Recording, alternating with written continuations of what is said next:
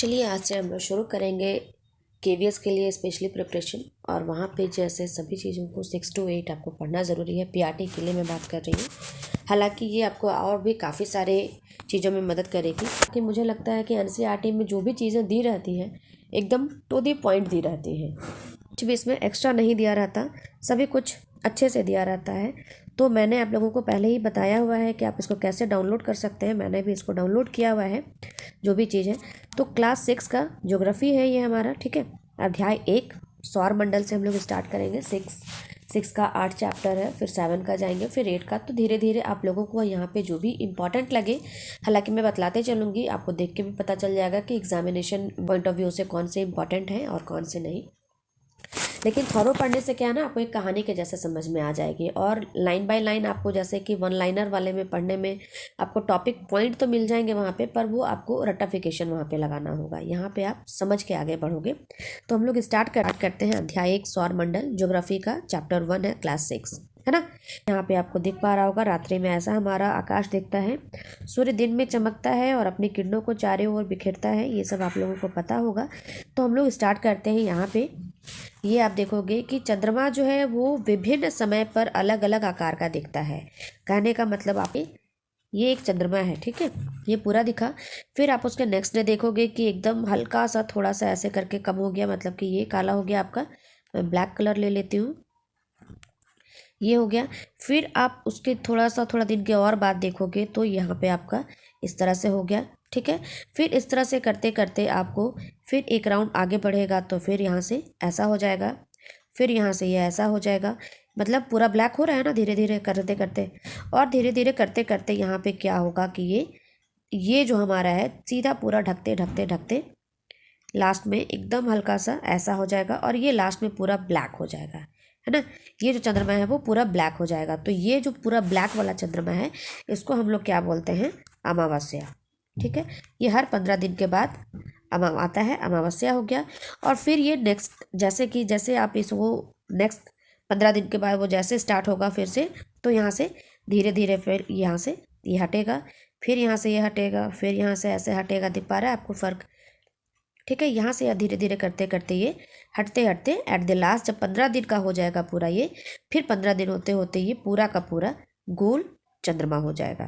तो ये जो पूरा गोल आपका वाइट चंद्रमा जो दिखा वो हमारा कहलाता है क्या, उसको हम लोग कहते हैं पूर्णिमा, ठीक है। और ये पूर्णिमा के नेक्स्ट डे से कृष्ण पक्ष स्टार्ट हो जाता है टिल अमावस्या तक, और अमावस्या के वेरी नेक्स्ट डे से शुक्ल पक्ष स्टार्ट हो जाता है टिल पूर्णिमा तक। यही कार्यक्रम 15-15 दिन का चलते रहता है, ठीक है। ये बात समझ में आ गई आप लोगों को, ठीक है। अब इसके आगे बढ़ते हैं। और जानने योग्य बात है, देखो आप लोगों ने बुक में आपको जब जानने योग्य बात होगा लिखा हुआ, या फिर क्या आप जानते हैं, तो उसको आप लोग ज़रूर पढ़िएगा। उसमें बहुत ही इंपॉर्टेंट चीज़ दिया रहता है, ठीक है। जानने योग्य बात क्या है कि ज्योग्राफी जो है वो ग्रीक भाषा शब्द से लिया गया है जिसका अर्थ है पृथ्वी का विवरण। मैंने इसमें एक एक नंबर करके या फिर इसको पॉइंट वाइज नहीं किया है, क्योंकि एनसीईआरटी आप पूरा रीडिंग करोगे ना तो बहुत अच्छा लगेगा। और अब हम लोग इस लेवल पे आ गए हैं कि अब हम लोगों को रटना नहीं है, उसको पढ़ के आप अच्छे से समझ जाओगे तो आपको याद रह जाएगा। और मैंने इसको पढ़ा है, काफ़ी चीज़ों में ये आपको मदद करेगा, ठीक है।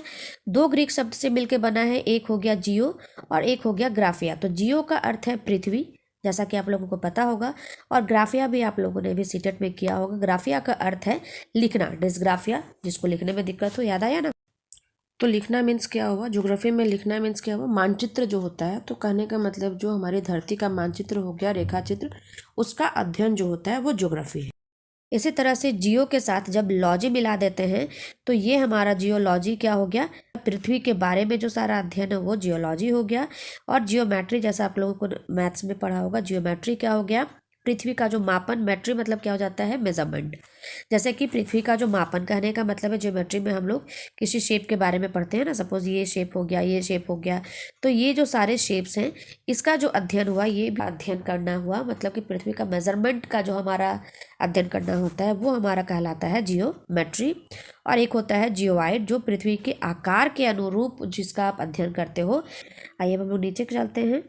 यहाँ तक हम लोगों ने कर लिया है। देखते हैं कि क्या हम लोग जो रात में चंद्रमा और तारे देखते हैं आसमान में, तो क्या वो दिन में खत्म हो जाते हैं? वो बिल्कुल खत्म नहीं होते, क्योंकि दिन में वो सूर्य का प्रकाश इतना तेज होता है कि वो जो हमें है वो दिख नहीं पाते हैं। और इसके साथ इम्पॉर्टेंट क्या है आपके लिए, ये बहुत इंपॉर्टेंट चीज़ है। सूर्य, चंद्रमा, तारे तथा वे सभी वस्तुएं जो रात के समय आसमान में चमकती है वो हमारा खगोलीय पिंड कहलाती है। ठीक है, क्या इसका हो गया? ये आपको लाइन बाय लाइन लिखा हुआ है इसमें, हालांकि एनसीईआरटी में आपको लाइन बाय लाइन ही सब कुछ का एकदम एग्जैक्टली चीज़ दिया रहता है। सूर्य, चंद्रमा, तारे तथा वे सभी वस्तुएं जो रात के समय आसमान में चमकती हैं खगोलीय पिंड कहलाती हैं। हमारी पृथ्वी भी इसी खगोलीय पिंड का एक भाग है। क्यों?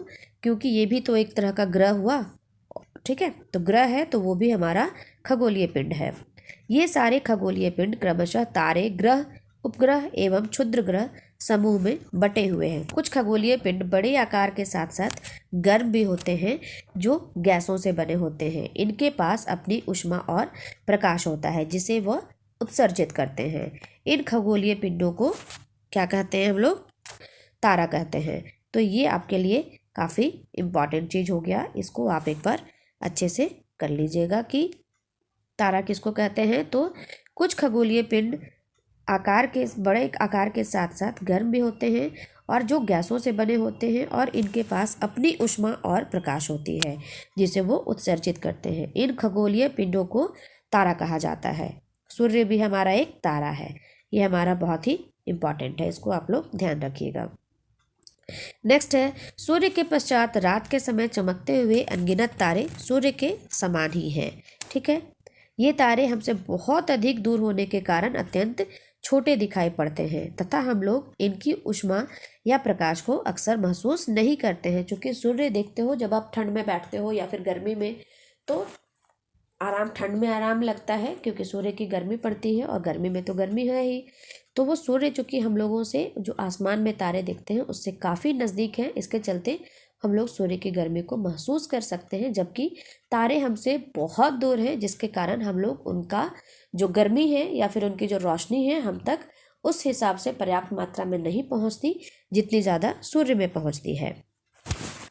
ये एक प्रयोग करने के लिए आपको बोला गया है, जैसा हम लोगों ने किया था बचपन में कि एक कागज़ में छोटा छोटा छेद कर देने के बाद वो टॉर्च या फिर उसको रख दीजिए, फिर एक कैंडल जला लीजिए या फिर टॉर्च का रोशनी कीजिए, तो उसके अपोजिट में देखते हो ना कि कैसा छोटा छोटा छिद्र का वो छिद्र जैसा बन जाता है। तो वही वाला चीज़ है, वो तारा का आपको ये कर रहा है, ये इंपॉर्टेंट है। कुछ दूरी से देखने पर सभी वस्तुएं अपने आकार की अपेक्षा छोटी दिखाई पड़ती है। एरोप्लेन देखते होगे आसमान में, अगर एरोप्लेन नीचे है तो काफ़ी बड़ा दिखता है और जब जैसे वो ऊपर रहता है तो काफ़ी छोटा दिखता है ना। ये दूरी के कारण ही छोटा और बड़ा दिखता है। रात्रि के समय आसमान में तारों के विभिन्न समूहों द्वारा बनाई गई विविध आकृतियां दिखाई पड़ती हैं, ये नक्षत्र मंडल कहलाते हैं। ठीक है, ये बहुत इंपॉर्टेंट है, फिर से एक बार ध्यान में यहाँ से इम्पॉर्टेंट है ये। ठीक है, ये यहाँ से इम्पॉर्टेंट रहेगा। रात्रि के समय आसमान में तारों के विभिन्न समूहों द्वारा बनाई गई विविध आकृति आप लोग देख पाओगे, उसको नक्षत्र मंडल कहते हैं। के द्वारा एक आकृति जो बनाई दिखाई देती है, चाहे वो कोई भी आकृति हो, गोल हो, चौकोर हो या फिर सप्तऋषि टाइप हो, कोई भी हो, वो हमारा क्या कहलाता है? वो हमारा कहलाता है नक्षत्र मंडल। ठीक है, ये हमारा नक्षत्र मंडल कहलाता है। बहुत आसानी से पहचानने योग्य नक्षत्र मंडल क्या है? लिटिल बियर, या उसी को हम लोग सप्तऋषि भी कहते हैं। ठीक है, सप्तऋषि आपको मैं अभी दिखाऊंगी, इस पिक्चर में दिया हुआ है इस बुक में। यह 7 तारों का एक समूह है जो कि एक बड़े नक्षत्र मंडल उर्सा मेजर या फिर बिग बियर का एक भाग है। ठीक है, ये जो बहुत बड़ा नक्षत्र मंडल उर्सा मेजर या बिग बियर भी इसको बोलते हैं, याद रखोगे, या लिटिल बियर भी बोलते हैं, इसी का एक पार्ट है।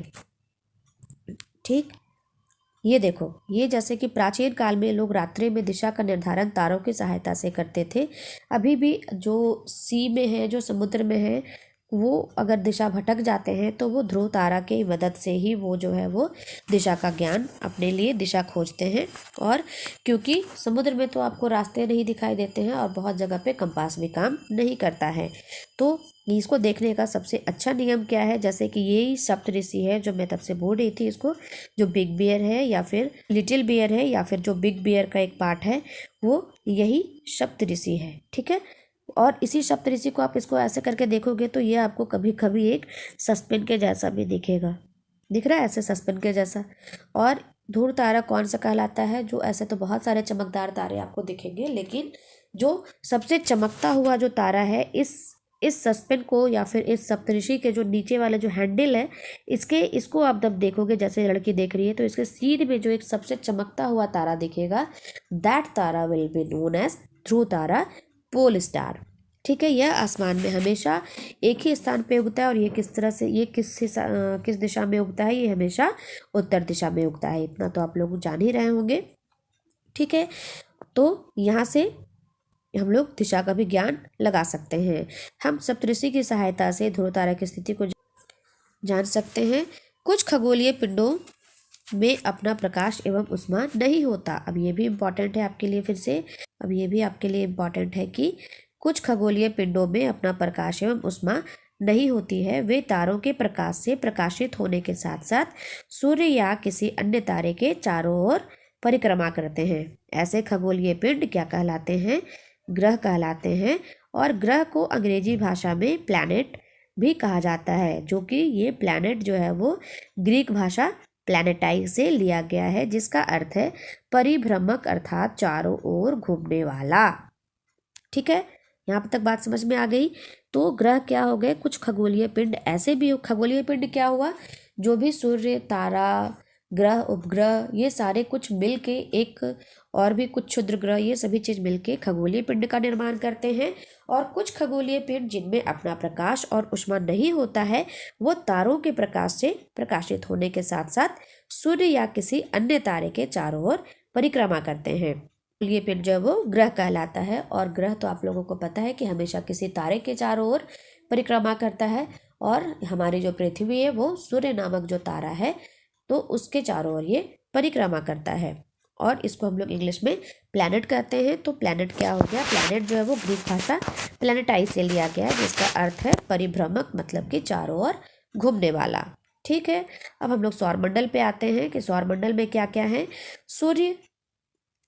सूर्य 8 ग्रह, उपग्रह तथा अन्य खगोलीय पिंड जैसे कि क्षुद्र ग्रह एवं उल्का पिंड मिलकर सौर मंडल का निर्माण करते हैं। ठीक है, जिसे सौर परिवार कहा जाता है। ठीक है, ये सौर परिवार क्या हो गया?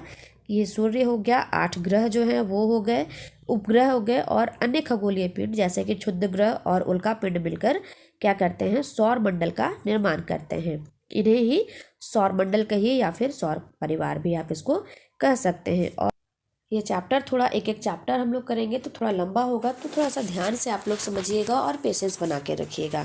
सूर्य जो है वो सौर मंडल का सबसे बड़ा सदस्य है। यह सौर मंडल के केंद्र में स्थित है। सूर्य का व्यास पृथ्वी के व्यास से लगभग 109 गुना ज़्यादा है। ये आपके लिए इम्पॉर्टेंट चीज़ है, याद रख सकते हैं। सूर्य का जो व्यास है वो पृथ्वी के व्यास से 109 गुना ज़्यादा है। सूर्य का खिंचाव बल सौर मंडल को बांधे रखता है। सूर्य में जो खिंचाव बल है वो सौर मंडल को एक सिरे से बांधे हुए है, मतलब कि वो फैलने नहीं दे रहा है। सूर्य सौर मंडल के लिए प्रकाश एवं ऊष्मा का एकमात्र साधन है, ये तो हम लोगों को पता ही है। परंतु पृथ्वी पर हम इसकी अत्यधिक तेज ऊष्मा को महसूस नहीं करते, क्योंकि सूर्य पृथ्वी के सबसे नजदीक का तारा होने के बावजूद भी यह हमसे काफी दूर है। सूर्य पृथ्वी से लगभग 15 करोड़ किलोमीटर दूर है। ठीक है, ये 3rd नंबर पे आता है। मैंने एक छोटा सा वीडियो डाला था शॉर्ट्स करके कि आप सूर्य से प्लैनेट का जो दूरी के हिसाब से आप कैसे याद रख सकते हो, तो वो भी मैंने एनसीईआरटी से ही लेके डाला था। एक बार आप लोग, छोटी सी वीडियो है, 1 मिनट की होगी या 57-58 सेकंड की होगी। सूर्य जो है हमसे 3rd नंबर, मतलब कि सबसे वो बुध है, और फिर उसके बाद वो वीनस है, देन फिर हमारा पृथ्वी है। वो तो एक तरह से देखने को तो बहुत नज़दीक लगा, लेकिन ये बहुत नज़दीक होने के बावजूद भी वो लगभग 15 करोड़ किलोमीटर हमसे दूर है। इसलिए उसका जितना उत्सर्जन होता है ऊष्मा और प्रकाश का, हम तक बहुत कम मात्रा में पहुंचता है, ताकि हम उसको झेल सकें। अगर नज़दीक रहेंगे तब तो राम राम ही हो जाएगा।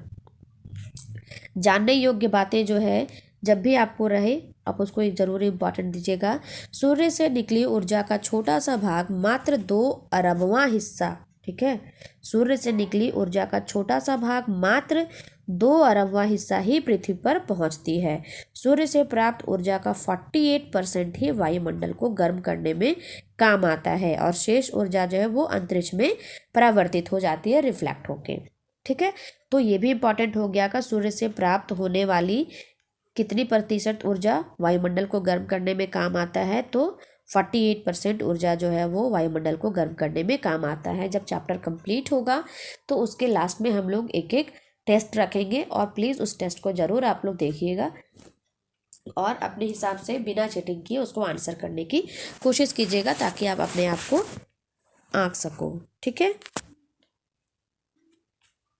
जैसे कि ये हमारा देखो, ये हमारा जो है ये सूर्य है, जैसे मैंने याद करवाया था आप लोगों को, my very efficient mother just serve us nuts, ये मैंने याद किया था, ये है ना। तो यहाँ से हम लोग सबसे नज़दीक में बुध है, फिर उसके बाद वीनस है, फिर उसके बाद ये एक पाथ पे घूमता है ना, आप लोगों को तो पता होगा कि ये एक पाथ पे घूमता है। तो सबसे नज़दीक वाला जो पाथ है वो बुध का है, फिर उसके बाद वाला वीनस का है, फिर उसके बाद वाला पृथ्वी का है और देन फिर मार्स का है। तो इस तरह से करके करके वो आगे बढ़ता है ना। और सबसे लास्ट में नेपच्यून का आता है। ठीक है, ये हमारा सौर मंडल है। सूर्य ऊर्जा का शक्तिशाली भंडार है। इसमें मुख्य रूप से हाइड्रोजन और हीलियम गैसों का विशाल भंडार है।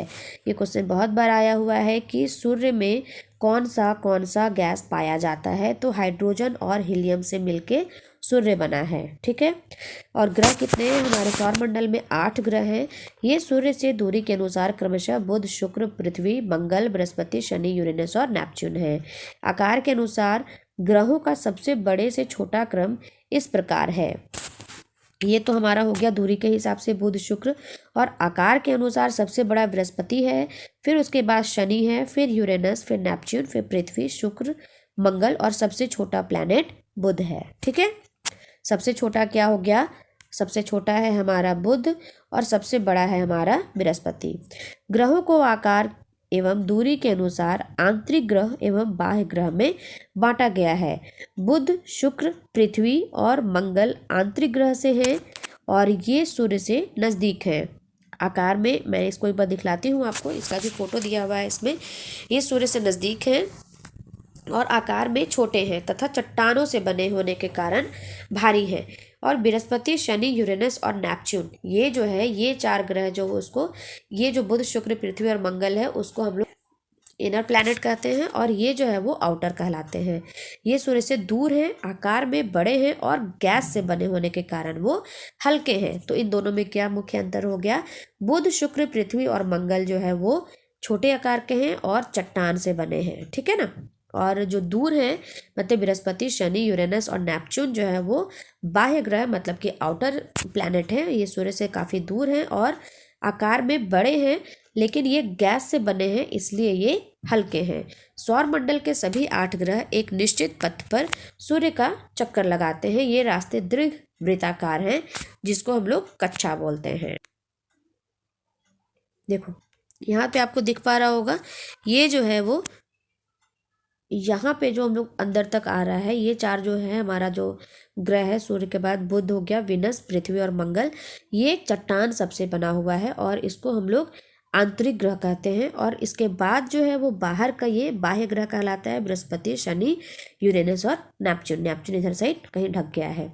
ठीक है, और ये इसको भी याद रखोगे, ये आंतरिक ग्रह हो गया और ये जो बाह्य ग्रह हो गया। इसके बीच का जो पट्टी है, ये जो पट्टी है, इस पट्टी को हम लोग, देखो मैं 1 मिनट आप लोगों को बतला देती हूँ। ये देखो, ये जो हमारा, ये देखो, ये हमारा जो हो गया वो कौन सा ग्रह हो गया? कौन सा? इनर प्लैनेट का ग्रह हो गया। ठीक है, जिसमें कि बुध, शुक्र, पृथ्वी और मंगल है। और इसके बाद ये जो हमारे पास ग्रह आता है, ये जो ग्रह हमारे पास आ रहा है, ठीक है, यहाँ से यहाँ तक इधर साइड जो गया हुआ है, तो इसके बीच का जो पार्ट बचता है वो पार्ट कहलाता है क्षुद्र ग्रह पट्टी। ठीक है ना।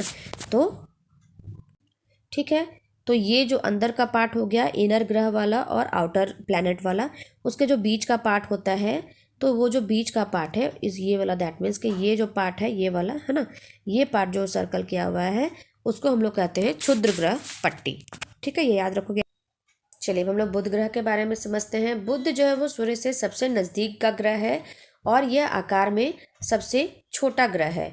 अपनी कक्षा में सूर्य के चारों ओर एक चक्कर लगाने में इसको केवल और केवल 88 दिन लगता है। ये याद रखने वाली बात है। ठीक है, शुक्र ग्रह के बारे में समझते हैं कि सूर्य से दूरी के अनुसार यह दूसरा ग्रह है और आकार की दृष्टि से यह छठवां सबसे बड़ा ग्रह है। यह सौर मंडल का सबसे गर्म ग्रह है। ठीक है, ये याद रखिएगा। ये सबसे गर्म ग्रह कौन सा है सौर मंडल का? ये तो हम लोग क्या बोलेंगे, ये है शुक्र ग्रह। शुक्र को पृथ्वी का जुड़वां ग्रह भी कहा जाता है। क्यों कहा जाता है? क्योंकि ये जो आकार है या आकृति, ये दोनों में ऑलमोस्ट ये पृथ्वी के जैसा ही है। यह ग्रह सूर्योदय के पहले एवं सूर्यास्त के पश्चात आसानी से देखा जा सकता है। क्यों? क्योंकि जैसा कि आप लोगों को पता है, वीनस जो है अपने आप में, शुक्र ग्रह जो है बहुत चमकीला ग्रह होता है। तो आप लोगों ने देखा होगा भी इसको आसमान पे। और चूंकि ये थोड़ा चमकता ज़्यादा है तो जब सूर्य डूबने के जस्ट बाद से ये सबसे पहले आपको दिखेगा और जब तक सूर्य सुबह निकल न जाए तब तक सबसे लास्ट तक ये आपको दिखता है। इसलिए इसको मॉर्निंग स्टार या फिर इवनिंग स्टार भी कहा जाता है। इसको याद रखिएगा। ठीक है, एक हम लोग ये देख लेते हैं जानने योग्य बातें क्या है हमारे लिए यहाँ पे। हमारे सौर मंडल का सबसे अधिक ऊंचा पर्वत कौन सा है? ओलंपस मोन्स पर्वत। ठीक है, जो कि मंगल ग्रह पर स्थित है। इसको याद रखिएगा। सबसे बड़ा पर्वत, सबसे ऊंचा पर्वत ओलंपस मोन्स पर्वत है, जो कि मार्स पर है, मंगल ग्रह पर है। ये आप लोगों को मैंने ऑलरेडी बताया हुआ है कि सूर्य से दूरी के अनुसार अंग्रेजी में ग्रहों के नाम इस प्रकार आसानी से याद रखे जा सकते हैं। इसको याद करने का क्या तरीका है? My very efficient mother just served us nuts. M for, यहाँ पे M for Mercury, V for Venus, E for Earth, M for Mars, J for Jupiter, S for Saturn, U for Uranus, N for Neptune. इसको आप लोग याद कर लीजिएगा। शुक्र ग्रह तक हम लोगों ने कर लिया। हम लोग अब मंगल ग्रह पे आते हैं। मंगल ग्रह को लाल ग्रह भी कहा जाता है। यह पृथ्वी के लगभग आधा है। ठीक है, साइज में यह पृथ्वी का एकदम आधा है लगभग। मंगल सूर्य से दूरी के अनुसार चौथा ग्रह है। फर्स्ट कौन हो गया? बुध हो गया, फिर शुक्र हो गया, फिर पृथ्वी है और फिर ये चौथा ग्रह है। पृथ्वी के बारे में हम लोग अभी पढ़ेंगे। पृथ्वी की तरह मंगल भी एक स्थलीय धरातल वाला ग्रह है। स्थलीय धरातल कहने का मतलब यहाँ भी आपको धरातल, जमीन जैसा कुछ मंगल में भी है।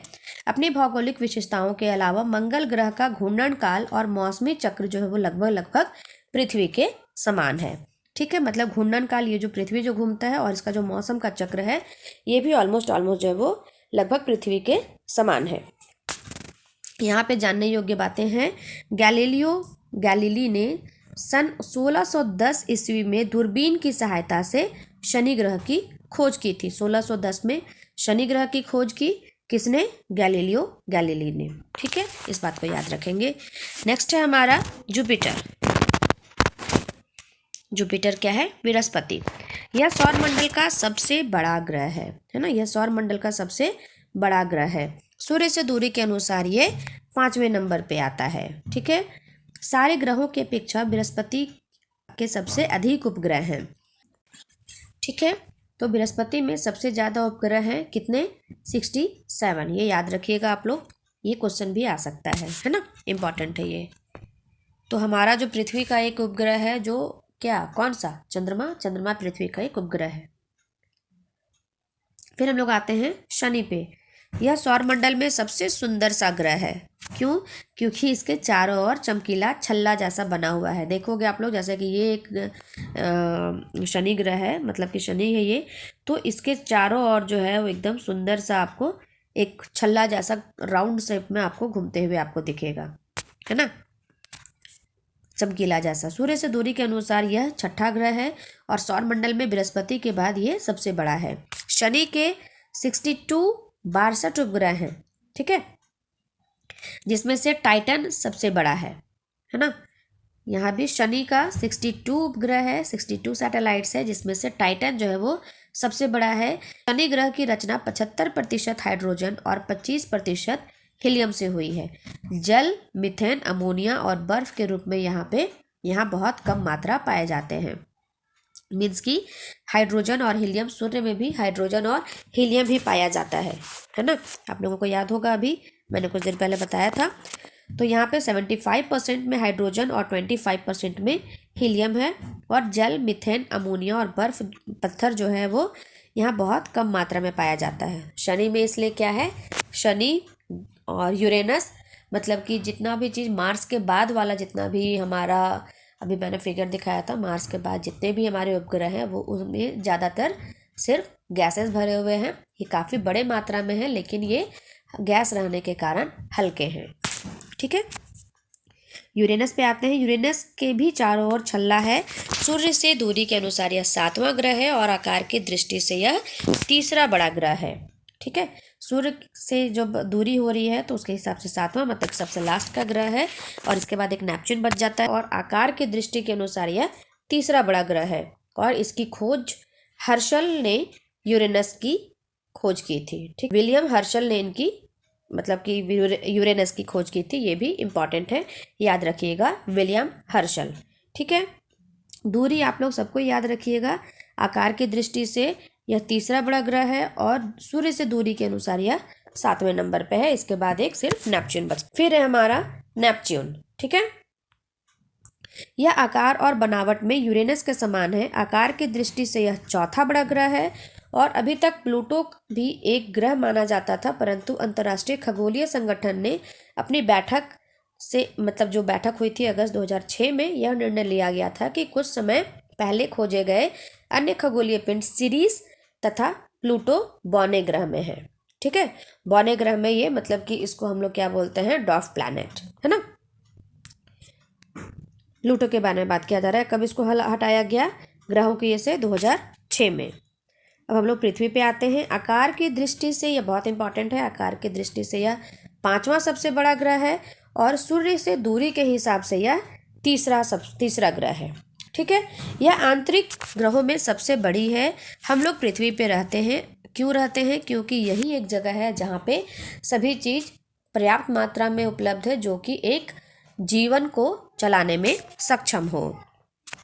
हम लोग पृथ्वी पर रहते हैं। यह अपना संपूर्ण प्रकाश एवं ऊष्मा जो है वो कहाँ से प्राप्त करती है? सूर्य से प्राप्त करती है, जो पृथ्वी के सबसे नज़दीक का तारा है। ठीक है, कौन सबसे नज़दीक है? सूर्य जो तारा है वो सबसे नज़दीक है, इसलिए यहाँ से इसका ये प्रकाश और ऊष्मा वहाँ से लेती है। यह ध्रुवों के पास थोड़ी चपटी है।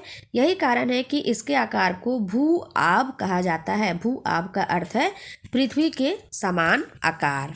ठीक, जीवन के लिए अनुकूल परिस्थितियां संभवतः केवल पृथ्वी पे पाई जाती हैं, तभी पृथ्वी पे जनजीवन है। पृथ्वी न तो अधिक गर्म है, न ही अधिक ठंडी। यहाँ वायु में ऑक्सीजन, नाइट्रोजन आदि गैसें भी पाई जाती है। ये गैसें पृथ्वी पर जीवन के लिए आवश्यक है। इसके साथ साथ पानी भी उपस्थित है, जो हमारे जीवन के लिए आवश्यक है। इन्हीं कारणों से पृथ्वी को सौर मंडल का सबसे अद्भुत ग्रह माना जाता है, क्योंकि और कहीं भी जीवन नहीं है सिवाय पृथ्वी के। अंतरिक्ष से देखने पर यह पृथ्वी नीले रंग का दिखाई देता है। क्यों? क्योंकि इसके 2/3 सतह जो है वो पानी से ढकी हुई है। इंपॉर्टेंट है ये, इसको आप लोग याद रखिएगा। क्योंकि अंतरिक्ष जो है, अंतरिक्ष से देखने पर नीले रंग का क्यों दिखाई देता है? क्योंकि यह 2/3 सतह जो है वो पानी से ढका हुआ है। अब इसका नेक्स्ट चंद्रमा से आगे हम लोग चंद्रमा से स्टार्ट करेंगे नेक्स्ट क्लास में। अगर काफ़ी लंबी वीडियो बन जा रही है, तो अगर आप लोगों को अच्छी लग रही हो ये क्लास, तो रेगुलर चलेगी। तो प्लीज़ कमेंट करके बताइएगा कि कैसी लग रही है ये क्लास। और अगर किसी को नीड हो तो प्लीज़ शेयर भी कीजिएगा।